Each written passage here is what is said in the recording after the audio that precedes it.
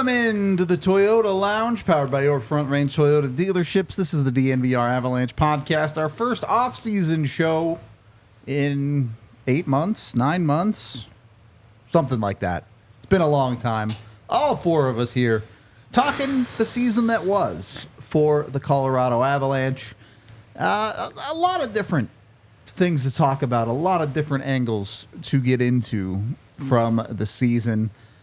Maybe the most talked about one, so let's just get this out of the way. Nathan Mackinnon with a Hart Trophy caliber season, question mark? He's going to win.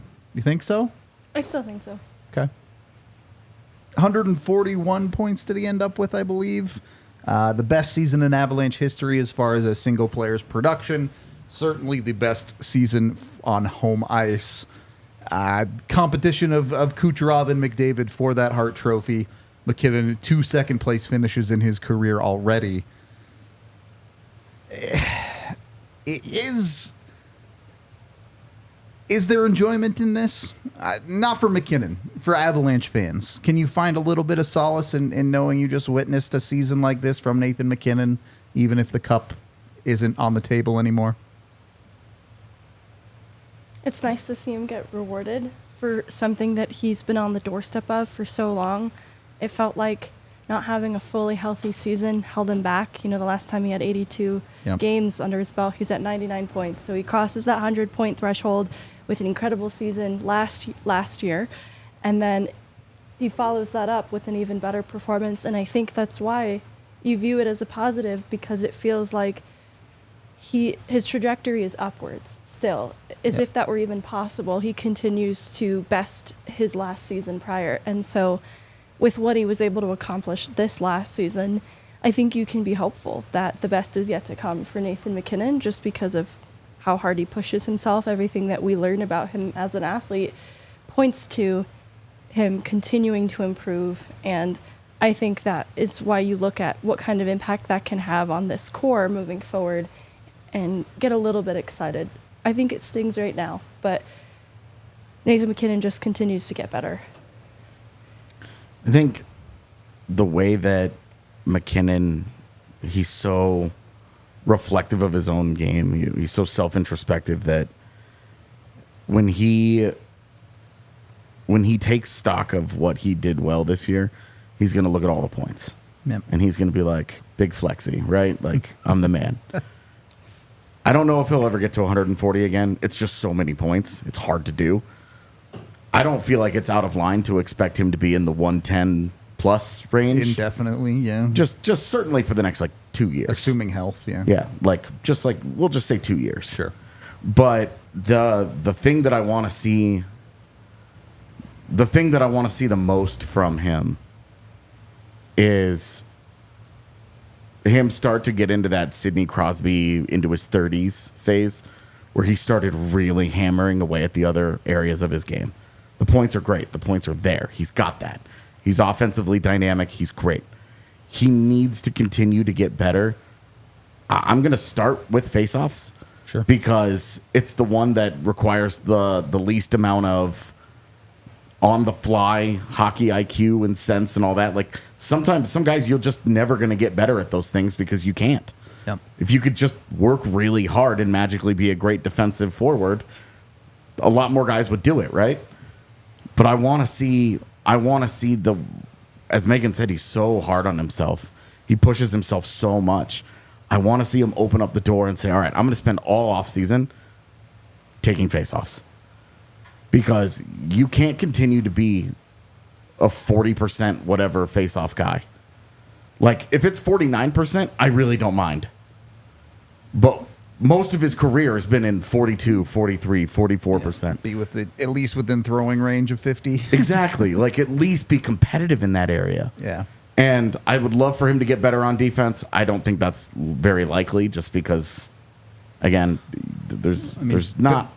Better's a vague word, right? Yeah. You can still be bad and be better than what he is. Yeah. It would be really helpful to have Gabe Landeskog come back and just do that job for him again, like he used to.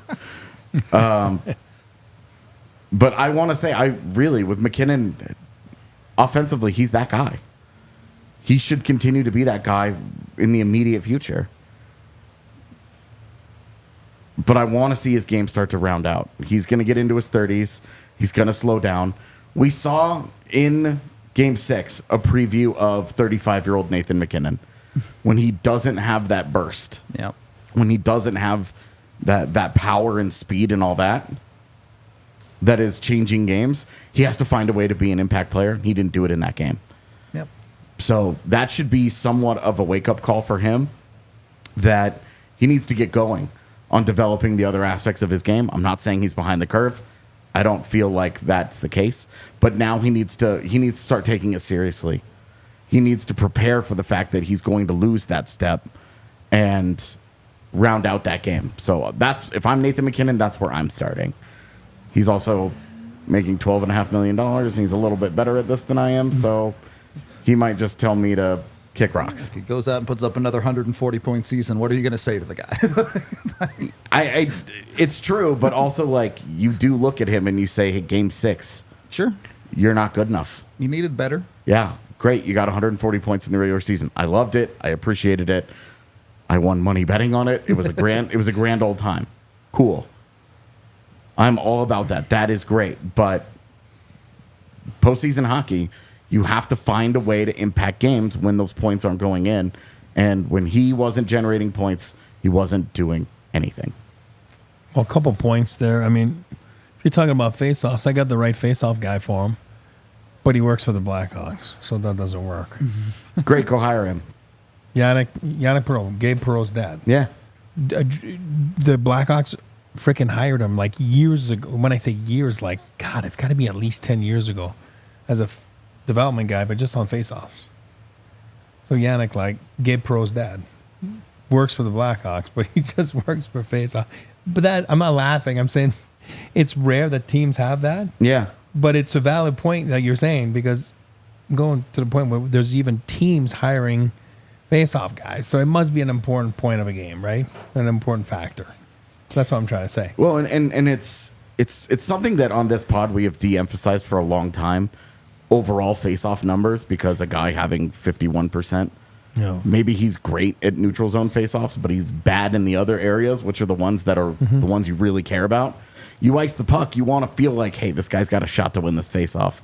Not there's a 65% chance he's going to lose this thing. And as we saw in Game 6, it was a consistent problem. So work on it. Huh? This was a team-wide issue. You need to work on those areas of the game. I would absolutely be interested in the organization investing in somebody for face-offs. Yeah. A skills coach, if a skills coach is all around, if Toby Peterson can't help him with a lot of face-offs, then get somebody who can. Well, I'll tell you one thing. You do have to do some work there. Those guys are so good. Because I've taken a few and then I lost them all. I mean, there's no chance. If you don't take them, those guys are too good. It's amazing. So it's an art. It's a skill. And that's something you can develop. That's a conversation that goes beyond Nathan Mackinnon, right? The reality going forward is the Avs have their top three centers set 100%. for the next 3 years. Maybe, yeah. Whatever. I don't know what Middlestat ends up getting signed to. We'll see. Point being, you have three guys that you know are your 1, 2, and 3 center coming up. And you don't trust any of those guys to take faceoffs for you right now. Casey Middlestat wasn't any good in the faceoff circle in the playoffs. Ross Colton is who he is, a guy who had to relearn how to play center this last season, essentially. Yeah, Ross Colton is the one that I actually have hope for because of that. Sure. Fair enough. Nonetheless, you still need to figure out where you're at with faceoffs with these centers and if you can get them to a better level. Yeah. I'll get going back on McKinnon and give my thoughts, but before that, I just wanted to say, like, everybody looks good here. I mean, it's awesome, except Yaya. But AJ looks freaking fresh. He looks really good. I mean, look at this guy. I literally just left the barber. Post playoffs, Meg, don't worry about Rudo and I. We're lost causes. I'm going homeless for the offseason. Megan's awesome, but Megan's you're wearing fresh. tennis shoes. Yeah. It is fantastic It's to off see. season. But Rudo, myself, we're lost causes, and Yaya. That's fine.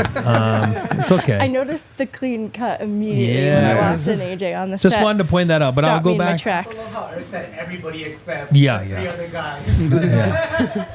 Anyway, I'll get back to Mackinnon for a second, but all year long we said it right before playoffs too, and regular season goes out the window, right? And it's playoffs. So, but the MVP award is about the regular season, and that's why for me it's not out the window. It's out the window meaning like you have to get to the playoffs. Therefore, your regular season is important. That's separated. That's why those awards are awarded and they're decided before the playoffs. It was an outstanding season. I mean, like you said, it was phenomenal. I witnessed many years of Sakic and Forsberg and he blew them out of the water. So I mean, it had to be fantastic, and it was. And I go back to the consistency of except 2 games or whatever you want to call that, a game and a half at home that he didn't get a point. It's pretty crazy. I mean, when you really sit down and think about it, that consistency was absolutely phenomenal, and that's why for me, I think he will win it.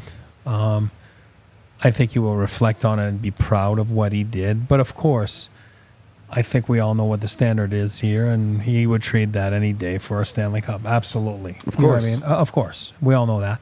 But we're talking about that award, which is presented from game 1 to day 182 of the season, right? So it's no playoffs, and I sure as hell will hope that he wins it, and he sure deserves it. There were some tough games from the whole team. Georgiev was letting goals in, and that kind of scoring punch that McKinnon and company packed, I think, helped them to ride through some of the lows of the regular season. And that's the basis of the award, being that valuable player to the team. And I think that it's not McKinnon's claim alone, but I do think that had a big part of it because they dealt with being down players at different points all year. So Nathan McKinnon's talent around him fluctuated. And so I think to put up 140 points is also impressive in that right because he just excelled no matter who he was playing with. Yep. He's that good that he's capable of, I don't want to say dragging because they're all NHL players that are extremely good, but there's a big difference when you get to play next to a Mikko Rantanen that's on his game and an Andrew Cogliano, which McKinnon did some of both this year. Yeah, or a Rantanen not on his game until Lekkonen's dad yelled at him. Whatever works for you, Mikko. Whatever works. They should just hire Ismo as their motivational speaker. Can Ismo also teach face-offs?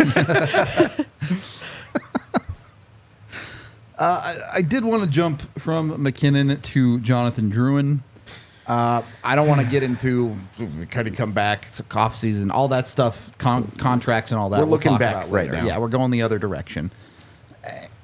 The Avs at this point have proven themselves as an organization that can bring in players and get the best out of them, right? Not just Jonathan Drouin, but you look at a lot of the decisions they ended up making this offseason, and you have a lot of successful options there, whether it be a Ross Colton or a Miles Wood or a Jonathan Drouin. They weren't all perfect, obviously. Ryan Johanssen, Thomas Tatar didn't work out, but the Avs were still able to move on from those players and create other successful opportunities for themselves. At what point, and I think the answer might be they already do, have this reputation where players want to come here because they know they can, I don't want to say revitalize their careers, but maybe re-energize their careers? I think you look over the last handful of years.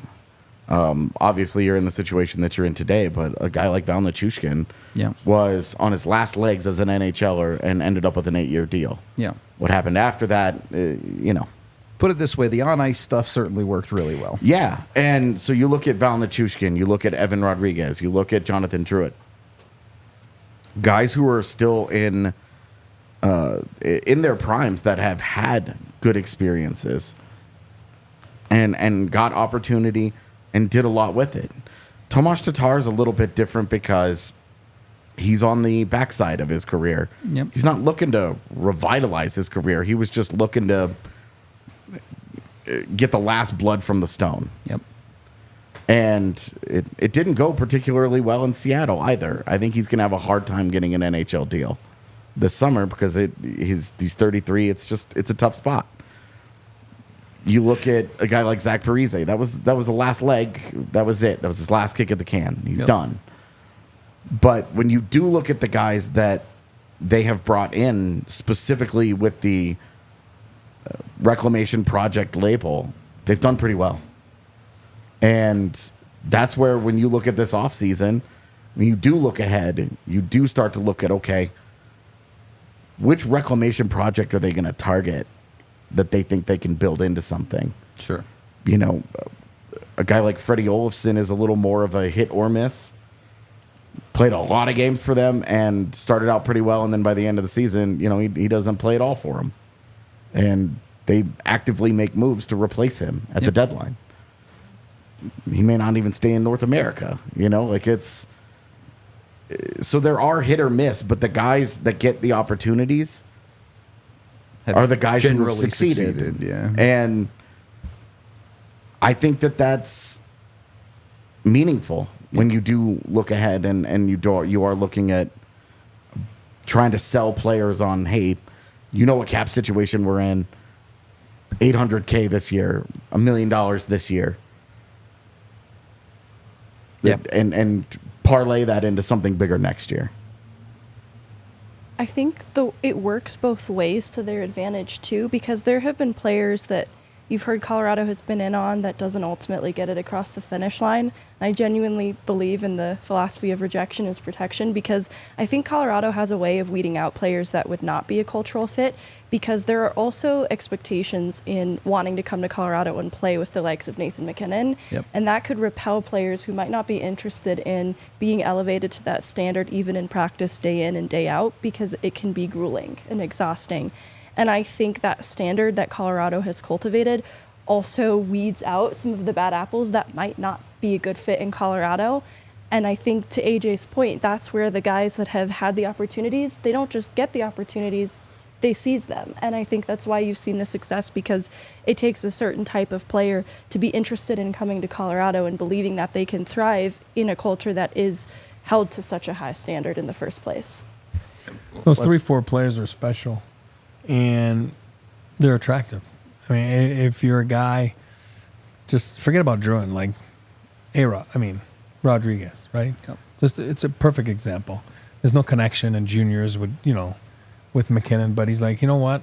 I can go in there and then revive and he did, right? And then he gets that good deal in Florida. Now he's in the semifinals. Those guys are attractive. We go back to Avalanche 1.0, Sakic, Forsberg. I mean, guys came here, whether it was Korea, Solani, like on absolutely ridiculous deals that were so stupid, like, low, because they wanted to be part of something, and then, like I said, McKinnon, Rantanen, Makar, elite players that make people around them better. And they do. And that's why it is attractive to those guys. And we were talking about Jonathan. Hey, you know what?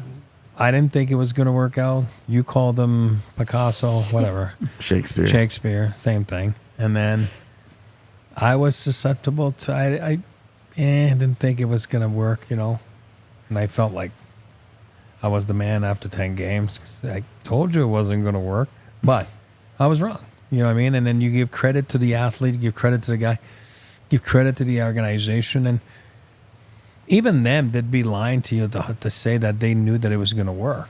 They were hoping. You never know for sure. That's what I'm saying. They were hoping that it would work. Just like Val 5 years, whatever it was ago. Okay, it's a project. We'll see what happens.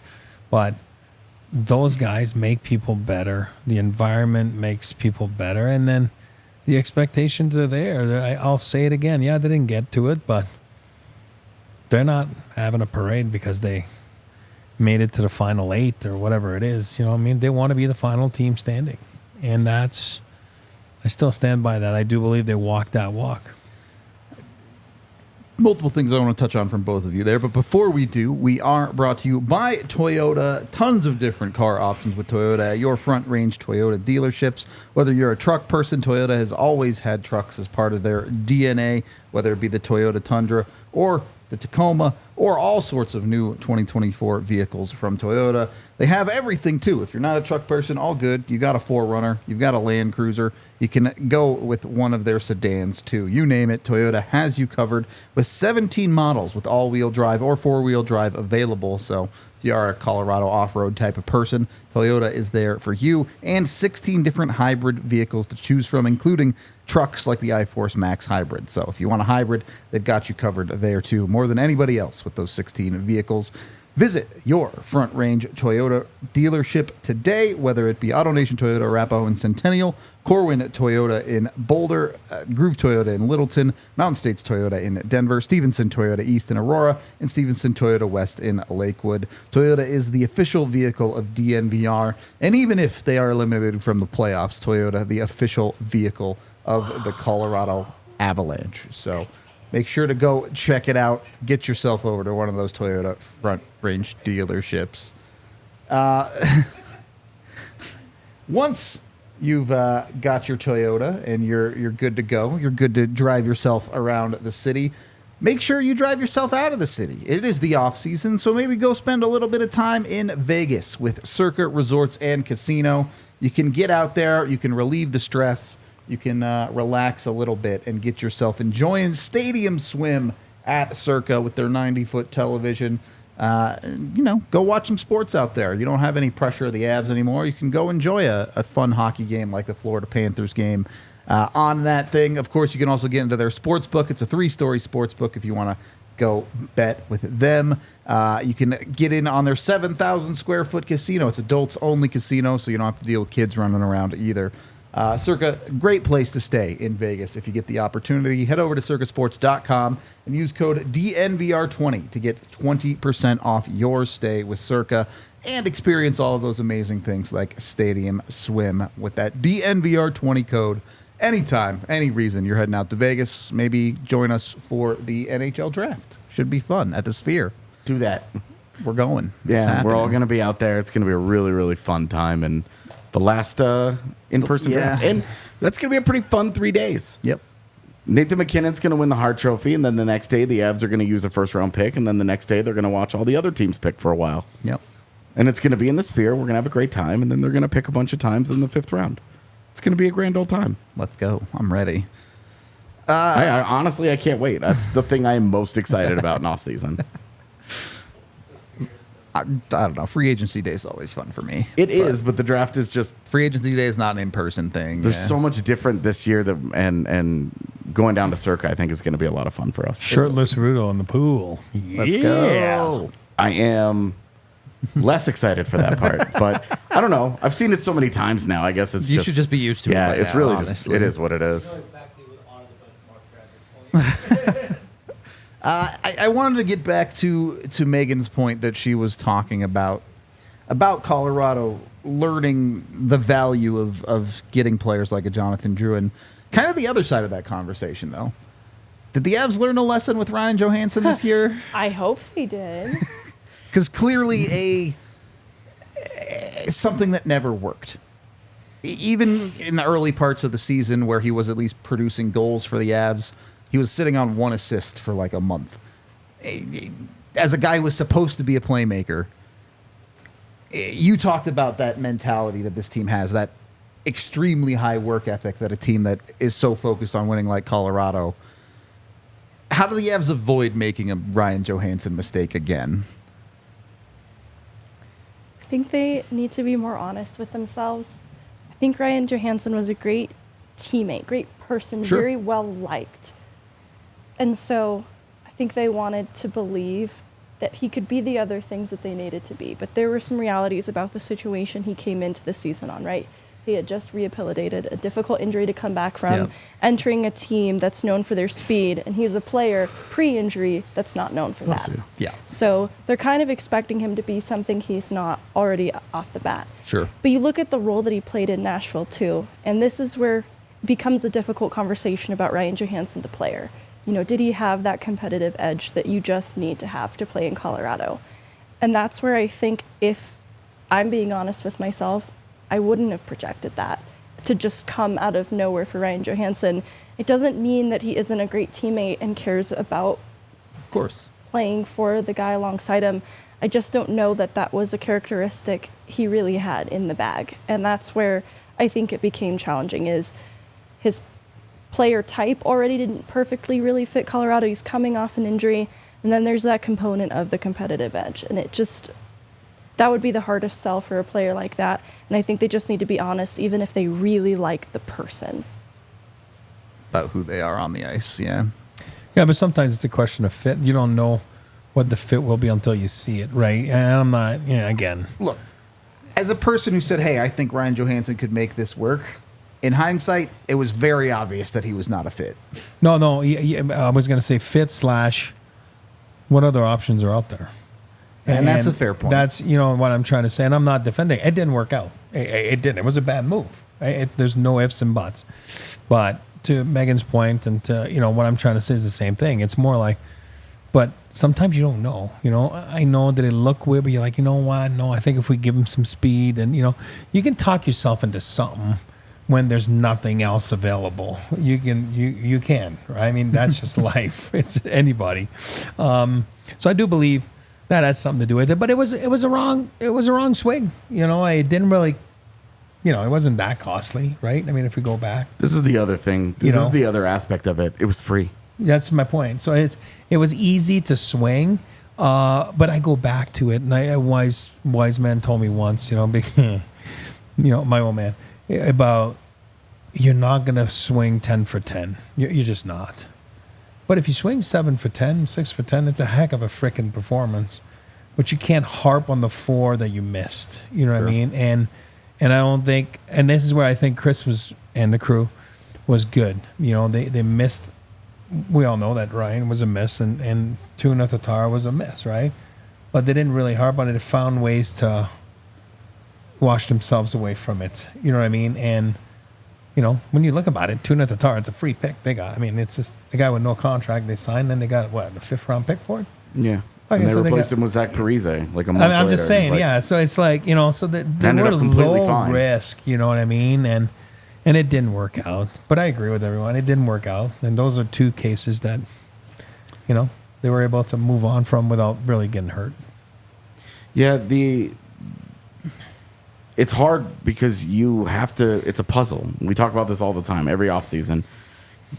Every asset that you give up for one player is an asset that you can't use for another player. Yep. And so they with Johanssen, it was for Alex Galchenyuk. Yep. Nothing, essentially. Yeah, who Nashville didn't sign. So it was a free 2C in their eyes at half retained for $4 million. That's fine. And given Ryan Johansson's career, it's not unreasonable to think we can make this work. Yep.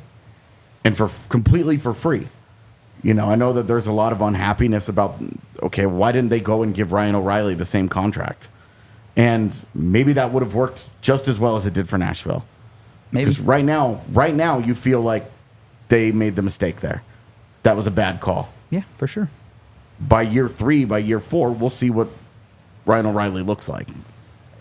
As a player who's starting to get into his 30s and whose foot speed has always been good. Yep. not a plus in his game, we'll see how it goes. But it's absolutely fair to say they got that. They rolled the dice with Ryan Johanssen as a free asset for 2 years at $4 million. They got it wrong. Instead of giving Ryan O'Reilly 4 years at $4.5 million, they got it wrong. But they didn't just sit and eat it. They got out of it, and yeah, they gave up a first-round pick, but it wasn't a first-round pick to get rid of Ryan Johanssen. It's a first-round pick to also get Sean Walker, who going into the deadline was one of the top Highly defensemen coveted, available and a perfect stylistic fit for them. Did it work out? No, not really. Walker never really quite found that same level that he had in Philadelphia, in Colorado, but it also set up the pieces to allow you to get Casey Middlestat. Exactly. You end up with Casey Middlestat out of it. And I love that you bring up this point because this is where I wanted to take this anyway. I think if you're being honest about it, you have to give this front office a lot of credit about getting better in an area where they historically have struggled. There's a lot of talk about this front office not being any good at the trade deadline, and you can extend that out a little bit, a month either side, whatever, for the couple of other moves that they make. And obviously the deadline moves didn't get them over the finish line to win a Stanley Cup this year. Fair enough. But they had a solid in-season trade session this year. They get a pick for Tatar, which didn't work out for them. You just mentioned all the Ryan Johanssen stuff. You take a deadline-ish move with Casey Middlestat, and you don't just get a rental. You go solve that 2C spot indefinitely for this team. And you continue to build your team around the edges. You mentioned the Parise signing. That's not even a trade, but another in-season move that moves your team in the right direction. And for a front office that I think already had a lot of confidence in from their fan base, you should have more confidence in this front office as a team that understands what it's doing in season more than it has in previous years where you see them kind of muddle their way through trade deadlines. There wasn't any of that this year. It was a far cry from Lars Eller. For sure. With no need to insult Lars Eller. It's just they targeted their needs so much more aggressively from off-season to trade deadline. Yep. And I think that they navigated it as expertly as they could, even though, like, I think they have nothing to be ashamed of with the deadline. I still think they knocked it out of the park in a lot of ways. I think the team has a lot to reflect on then in some of the missed potential with what the front office was able to do around the deadline. But everybody in that room following the loss talked about how they felt the front office did everything they could to support them as a group, and they felt they could win a Stanley Cup with that roster. And I still think there's a lot of truth to that as they were constructed, and I think the front office deserves a lot of credit for that. I think their willingness to own up to mistakes. You know, I look at Tomas Tatar and the way that they very painlessly moved on from him pretty quickly, but also held on to Jonathan Drouin and gave him a chance. I think those are the type of decisions that deserve some recognition. And there's Brandon Duhaime, Yakov Trenin could be Avs again next year. Yep. I have a hard time seeing them both back. But if they bring one of those guys back, you have one of those guys in your bottom six. You have Casey Middlestat as your 2C. You're fine. Like, it's not... I just... When you get into the Dallas series, are any of those deadline guys in the top 5 of their biggest problems? No. Of why their season is over right now? Nope. And in hindsight, because I think there was a sense after the deadline like they needed to solve goaltending, and they didn't. They failed us. You look at the playoffs. Goaltending was not the reason. It wasn't. Outside of that game we're looking one, at in round early one. summer. Yep. And that's a little bit lucky. I'm not going to get too carried away with that. It's easy to say that in hindsight, but I think they deserve a little bit of credit there. And Georgiev deserves a little bit of credit, too, for turning it around the way that he did in the playoffs. Well, and they got kind of backed into, you have to give more starts to Justus Donanen. And what did they find? He good. He was hanging on it. Yeah. Good.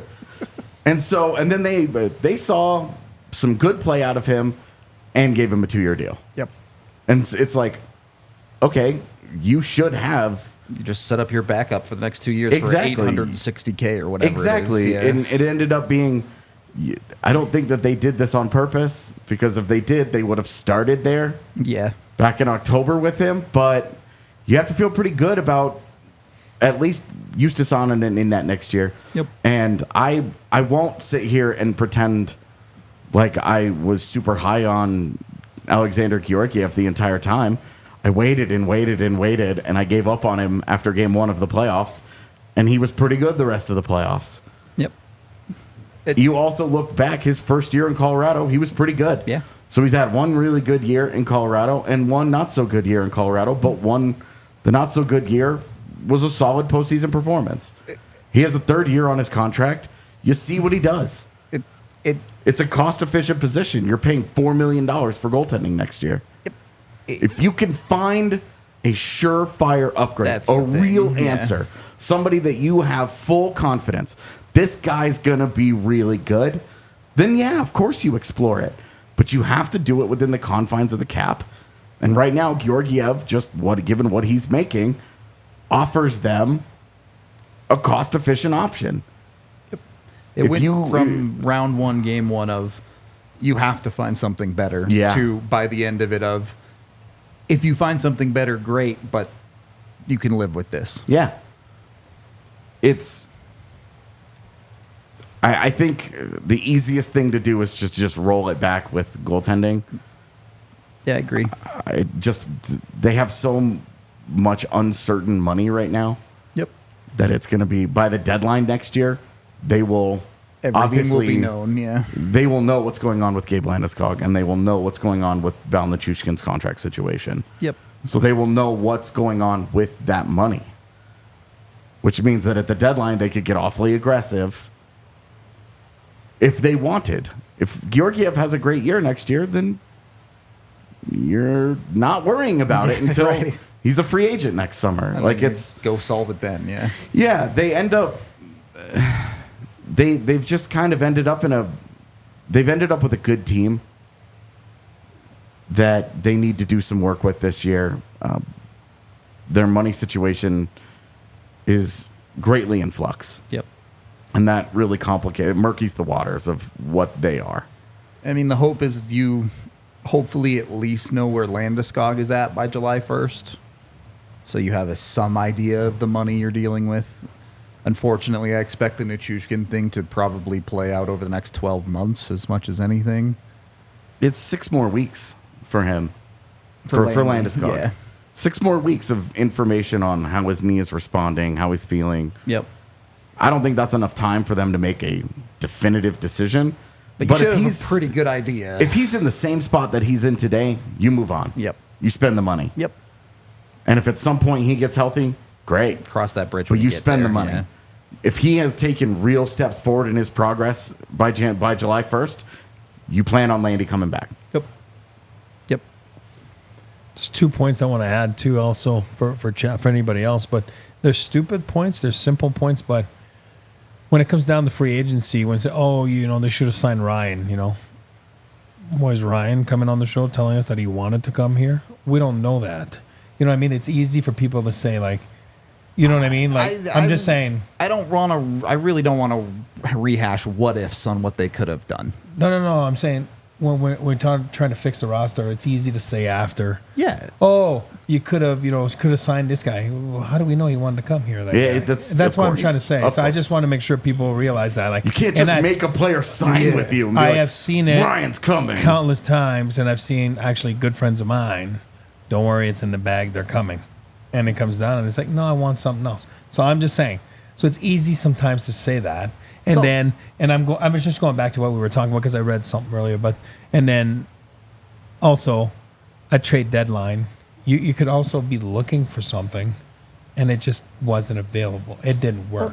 And know I'm what I mean? sorry, but Yeah. the Avs built the highest scoring team in the league this year. I agree. It's not like they built a bad team that wasn't put together. Like, no, this is not complaining. No, I'm I saying know. I want people to remember, like, I'm saying maybe you think you want that, but you don't. Is what I'm saying. The Avs put together. A No, really no, good I team. know, no. The highest scoring team in the league that had Ryan Johanssen as part of their forward goal for 50 games. No, but it made me realize, like, oh, but they could have had Ryan O'Reilly. Well, how do we? Ryan O'Reilly go public and said he was coming here? Yeah, I mean, I don't know. We don't know that. That's what I'm trying to say. I always remember that. It's a fair point. It's easy to say after, like, oh, but the guy was never coming.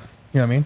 Or same thing with goaltending help at the deadline. They looked. It just wasn't there. So that's okay. And it doesn't mean you failed at it. That's why I wanted to make sure everyone it just wasn't there. You weren't going to force something that's not there. And they weren't going to make, like Chris told them, he wasn't going to make a stupid trade to make a stupid trade. I think they all made sense. No, I agree with It's Rudo. not I'm a not front going office back that that has it was panicked. a mistake. Yeah. I'm not even talking about Johansson and O'Reilly. I'm using that as an example. Like, you always think, like, Johnny Gaudreau was going to sign. Oh, he's signing with the Flames. Yeah, really? Oh, okay. Sure, it didn't work out that way, right? You know what I mean? So sometimes you got to be careful a little bit with not you, not us. I'm talking about the narrative, like, of, oh, they could have had this guy. Well, look, if you want to live in fantasy worlds, There you go. do it with Underdog Fantasy. You can go get an on. This dude in our their chat is living in pick'ems. fantasy world. Is he? Yeah, pretending I- that the Kraken are better than the Avs because of something that happened 2 years ago. one of those teams made the playoffs this year. Yeah, you gotta make the postseason next year. Sorry. Look, Underdog, the easiest place to play your fantasy sports, their pick'em game. Even if you don't have the Avs in the playoffs anymore, if you want to have a little bit of fun with it, you can go play pick'ems. Go pick a Sam Reinhart to have higher on half a goals in the conference finals. You have a game 7 tonight. I probably wouldn't pick Connor McDavid because his stats are usually outrageous, but maybe pick the lower on Stuart Skinner's save percentage based on this series so far. Go with it with Underdog Fantasy. They're available in 30 plus states, obviously, including here in Colorado, and even available in Canada. If you are a Canadian hockey fan of ours, you can also make entries on basketball if you want to mix and match a little bit, get into those playoffs too. Tons of different options here when it comes to Underdog Fantasy. Eric's favorite pick'em is to go with TOI, and he's always 7 seconds off. So if he says to pick higher or lower, pick the opposite of that on someone's TOI. 50-50. I'm no good. It's a game of skill. You got to know what's up. And you can use code DNVR and get a first deposit offer as well as instant pick'em specials in your lobby with Underdog Fantasy. Use that DNVR code with the QR code on screen, or you can click the link down in the description to sign up today. Must be 18 plus, present in a state where Underdog Fantasy operates. Terms apply. Concerned with your play, call 1-800-522-4700 or visit npcgambling.org. Once you've got your pick'ems in with Underdog Fantasy, make sure you're also getting in to the games themselves with Game Time. Go on over with Game Time. You can find the cheapest prices on tickets, guaranteed. Best prices out there. Whether you use their section selector to save 18%, or you use their last-minute ticket deals, because tickets can go up even all the way at 5 minutes, 10 minutes after game time if you're trying to get in late, getting off work or something like that. They guarantee you the best price. And if you find tickets cheaper somewhere else, they'll reimburse your Game Time account 110% of the price. So go get with them. Download their app today and use code DNVR to get $20 off your first ticket purchase. With Game Time, join over 15 million people that get their tickets through Game Time, including tickets to things like concerts and the theater. It's not just sports. Game Time has you fully covered for ticketed events. It's mainly sports. Huh? Said it's mainly sports. Yeah, it's mostly sport. Like, let's be real. It's Rockies time now, so it's Memorial like Day weekend, Rockies. exactly. I want to be there. I haven't gotten tickets yet, but I know where I'll get them. Hey, there you go. Also, let me tell you, the deals on Rockies tickets are really good. They are really good. Every time I look at them, they're like, "Oh, here's tickets for $6," Yeah, and I'm like, single-digit ticket prices. Bill? Yeah. "Yeah." All right. There you go. Link down in the description to get the Game Time app today. Be sure to use that DNVR code. Third period of the DNVR Avalanche podcast. Again, I know a lot of people are probably still reeling from a playoff exit, but I want to show this Avalanche team this season a lot of respect. It's a team that had a 50-win season. Only the 5th time in Avalanche history that that's happened. 3rd straight season in a row that Jared Bednar has led this team to 50 wins. We already talked about them being one of the highest scoring teams in the league. They were one of the best teams in the league on home ice. There's a lot of positives that you can take out of this season if you're the Colorado Avalanche. Essentially, your entire core is staying together. The only guy you're probably going to lose is Jonathan Drouin out of your top 6, and obviously whatever happens with Nichushkin happens, but that's kind of a different conversation. Yeah, I think just the uncertainty around that contract situation. Yeah. I think they spend his money. I would if I were them. I think they're going to spend that money, and I think they're going to spend some of it on Jonathan Drouin. I hope he stays. I really do. I think he really wants to, and I think the Avs are just going to be like, great. Make I would. a simple conversation, just make it work. Yeah, you know? absolutely. If they can get him on a deal similar to what Evan Rodriguez got in Florida, it's such an easy yes. It's like a 4x3. Yeah, something like that. Yeah. I would do that in a heartbeat. Exactly. So, a lot of confidence there. Obviously, the decor going to remain as far as the core of it together, Makar, Taves, Girard not going anywhere. You also have some time left with Manson, depending on what you want to do there. Yeah. Your bottom pairing is something that you're going to have to look at. I don't know if Sean Walker is a realistic option for them or not, to be honest with you. I don't think so. I didn't either, but I'm not going to write it off entirely on May 20th. I'd be willing to bet that there's a higher chance that Jack Johnson comes back than Sean Walker. Okay. One of them's going to take $800K and the other one's Right. going to get paid. I hear so you, but there's also a Sam Malinsky conversation. He should be on the team. Becomes a little bit more difficult to bring someone like a Jack Johnson back. I know they're different players stylistically, but you only have so many spots. With Colorado, as constructed, as what's left over, and I know it's May 20th. I know we're getting way ahead of ourselves with a prediction like this, but can this team be better than they were this year? As a whole, I don't mean, obviously, it's ridiculous to expect Nathan Mackinnon to do more or something like that. But as a team, can they go out and be better next year without knowing what moves they make? I think Ross Colton gets better in year 2 in the AV system. I think that's where there's a big leap to Sure. be made. A full year of Casey Middlestad as well. That's huge, right? Yeah. From camp to finish. Yep. If one of Trennan or Duhaime, I think we like one of those two even more than we did post-deadline, because I think it just is a matter of, if they had started the year with the Avs, I think we would have loved either or both of those players. Yep. Similarly, Miles Wood playoff edition, intriguing, at least in the Winnipeg series. I think that being sick back-to-back the way that he was kind of in the middle of the season It messed him up for sure. messed him up in a way that I don't think we really saw Miles Wood, at least a complete picture. So kind of the Colton Wood conversation I grouped together Yep. for being a way in which the team can be even better going into next year. There are some challenges, in the uncertainty of the top 6 and how that takes shape, because that does influence an Arturi Lehkonen, a player that I still love more and more in Colorado. Yep.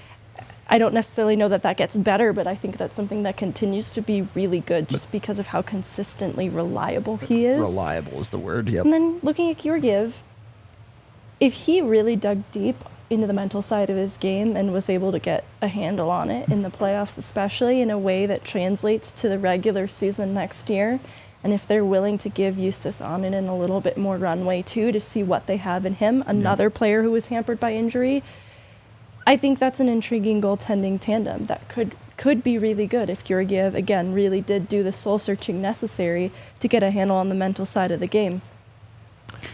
You also have Logan O'Connor and Nikolai Kovalenko going to be in your forward core next year. huge.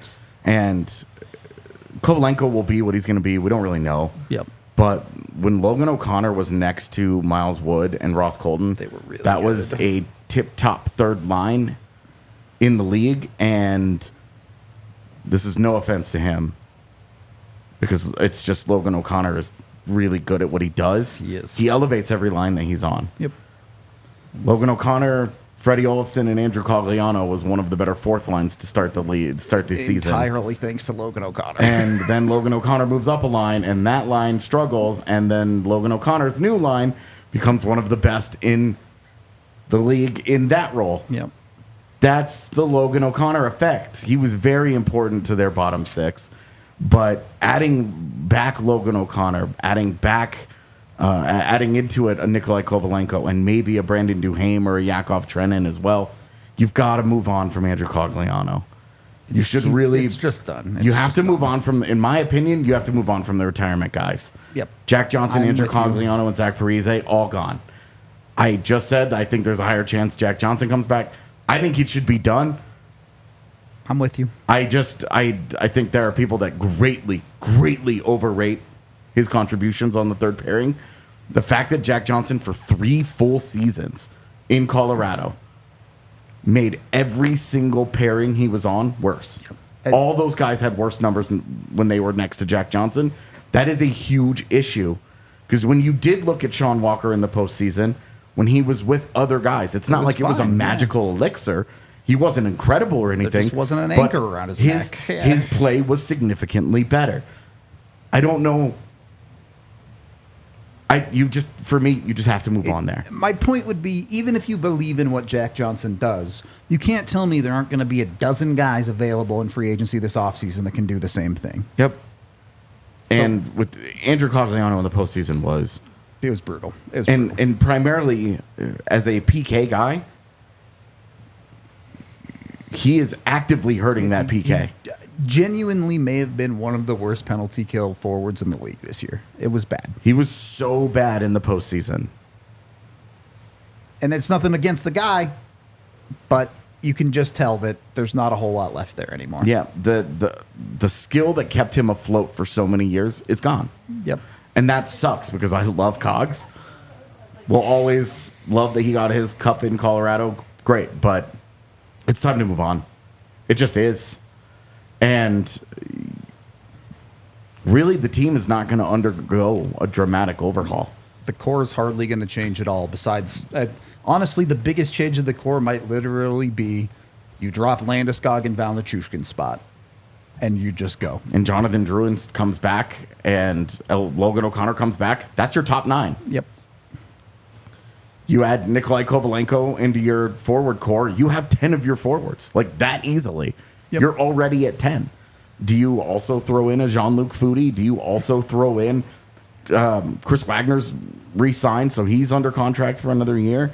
Do you throw in any of the other guys that they're going to go out and look at in free agency that you know that there are going to be a couple of guys that we're not thinking about right now? That next year's Freddie Olofsson, the guy that they have targeted from another team that they're going to be able to get for really cheap, that they're going to have be 11, 12, 13, 14, 15th forward, somewhere in that mix. Let me go look at who played 30 games this year for Dallas really quick.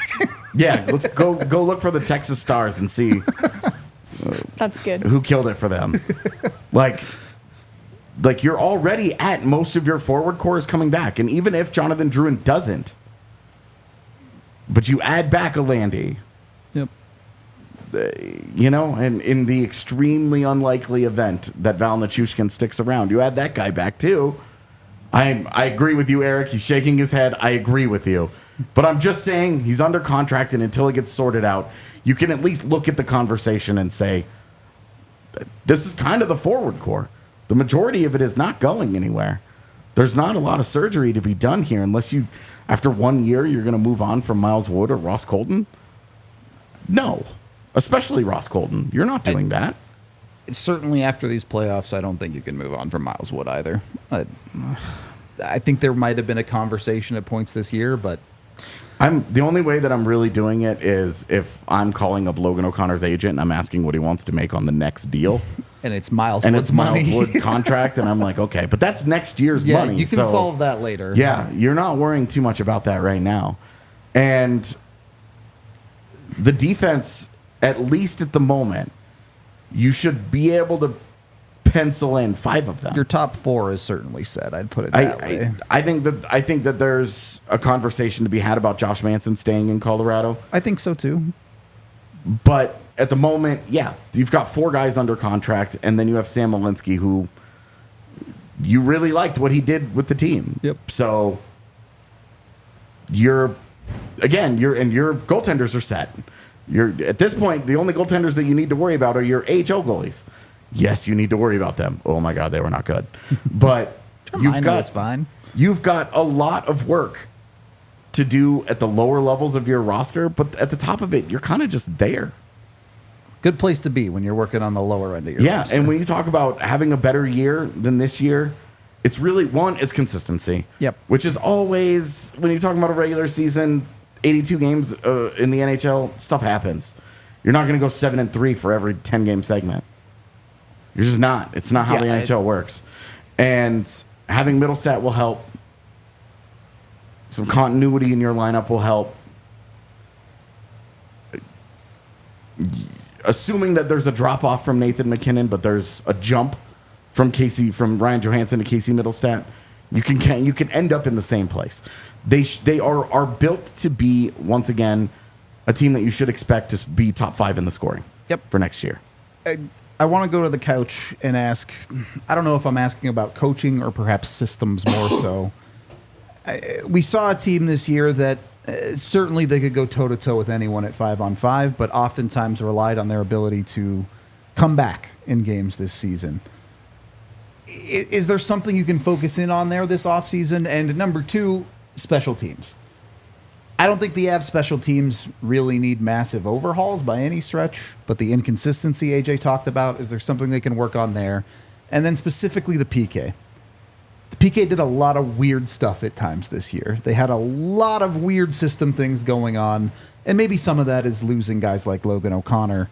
I know I kind of just threw like 6 different things at you, so you guys can take that wherever you want to, but where do you guys see some of those systemic and coaching things going?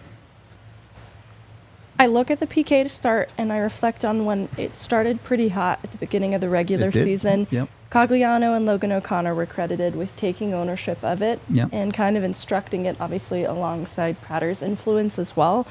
And so losing Logan O'Connor, I think, is a bigger piece in that than we realize, especially as Cog's play declines. And if he's kind of the guy at the helm as the player on that, it starts to get more challenging. And by at the helm, I mean in terms of taking ownership of it. Obviously, there are great defensive forwards and players like Nichushkin who won't potentially be a part of that. That creates a challenge. Mackinnon, another, that does great work on that side. So Logan O'Connor, I think, changes the PK in a way that I'm not worried about so much than moving into next year when Logan O'Connor is added back as a piece there. Same thing with the power play. It's something that the top guys take a lot of ownership of, and that's just kind of a mainstay on especially that top unit. It's going to be those same 5 guys more or less. Yep. And so it points to the execution issues that plagued them in the playoffs. I think that kind of emphasized when they're not working together as a 5-man unit and in sync, that's when you see the problems arise. And so I don't point to that 100% as a coaching issue. I kind of look to the accountability of the players in that moment. And so that's up to Mikko Rantanen, Nathan MacKinnon, and company to decide. And so I'm not looking at an overhaul in terms of coaching and systems. I do think there's something to be said for. There's an obvious way that Bednar wants his players to execute that can sometimes be challenging for them to live up to. Sure. And I think maybe that's where a question could be introduced is, are there other ways for Bednar to expect his players to execute that is maybe more sustainable for them over an 82-game season? Like when the team can't meet that expectation, what is the backup plan? I think is the intriguing question, because his systems rely on everybody being extremely bought in and committed. And they're NHL hockey players. They should be those things. But I think there needs to be maybe more of a contingency plan for if your players are clearly, the consistency is not there in terms of execution, is there an alternative? Or is it as simple as they just need to execute and that's the bottom line? Because I'm very happy with Bednar as a coach and overall the staff that surrounds him. I know there's been criticisms of the power play for a long time now, but I think that gets, I think too much of that gets put on coaching, and I think a lot of it comes down to the players. You're at the end of the criticizing day. a top 10 power play, too. Let's be real here. It's not like this power play was bad across the course of the season. It had cold stretches, no doubt. But even the postseason. Yeah. There were those in the middle of the series. It wasn't good, but 3 games in the Dallas series. the other 3? More or less, that's it. And what happened in the other 3? It scored. It scored. I think there's a high expectation, honestly, for the power play in Colorado, too. And you look at the people that are on it, and that's probably why it influences that. But special teams are inconsistent. That's just the reality of them. So I don't look back at what they did this year and view it as a negative. I actually view it as a positive that they played so well 5v5. Yeah. To answer your 7 questions. No, I'm kidding. Here's what I'll say. I said it when the awards came out. For me, it's a shame. Jared Bednar and his staff, they should have been there. They should have been there. For me, it's the best coaching staff in the league. This is not being a homer. This is being biased, and we're not best buddies. That's not it. Me, I just look at it, what he deals with. If you look at the past few years with losses or injuries or anything that is thrown at them, him, Ray, Prater, what's his name in the video room there, Gretzky there. Heimlich. Brett Gretzky. They do a fantastic job. Now, when it comes down to special, I'm gonna sound like, hey, what's up, brother? Special teams and special players. There was no pun intended. That's why I was laughing when I was saying it, because I do have teenagers. That's how I know this shit. But that, I'm gonna go back to AJ's word. Like Drouin, they're artists. I lived it with freaking Avalanche 1.0, Sakic, 4. They're artists. And that power play will be a top 10 power play no matter what, because those guys are the best at their profession. Those guys are awesome. They're artists. Yes, you can show them with the whiteboard and everything, but at the end of the day, they're going to create stuff out of nothing because they're so good. You know what I mean? And if you're talking about, I don't know, I don't want to downplay a team, but it's got to be methodical and systematic, and this is how we're going to play on the power play. And, sure, all right. But those guys are so good, and that's why they're so frustrating sometimes. And AJ knows I hated the 2 minutes, the full time there. I freaking hate it. That's my pet peeve. It is what it is. But that's, as far as the power play is concerned, like there's no coaching issues. There's no systematic issues. Those guys evolve with the game. Those 3 guys are so good. They know what to look for, where to change and tweak things. And Bednar's been here 8 years, and he's tweaked a few things here and there that, to the common eye might not even be, seeing. You can't even see it. But he does evolve. And then before I get to the PK, I'll go back to just one more thing about what we were saying earlier. I do believe in that core. Just with the maturity of this team, there will be a good team next year just because of their core. And I go back, Avalanche 1.0, 96 to 01. There was some failures in between 96 and 01. So there's going to be some failures here between 22 and 26. But they will win another cup with that core because they are so freaking good. Those 3 guys are top 10 players in the league every year. And they're so good. And then I'll get down to the PK for 1 second to close it out because we'll talk about it another day. I don't want to get thrown like stuff at me here. But for me, the PK, I mean, I won't say it, but you know what I want to say, and it comes down to that. I can't say it, so I'm going to get spit on by you guys. So I don't know what it is, though. I don't either.